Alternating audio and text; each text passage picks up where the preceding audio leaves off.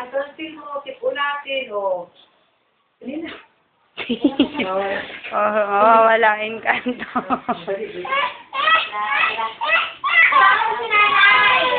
Hawak ka na kasi.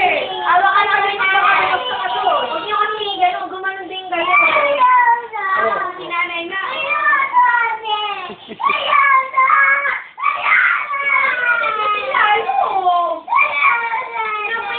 Amoy mo lang, Leng. Tama na yung usap sa kanya. Tumama ka kayo. Oo, tapos na tayo, ha? Ay, kakain ka na kasi. Stop na dyan may towel. Stop. Ganito gagawin ko. Hindi na tayo tatapat dyan, pero kakain ka na ng saging. Ay, kakain saging si Ate Lele. Kakain na, ha? Bahingin ng saging, Chair.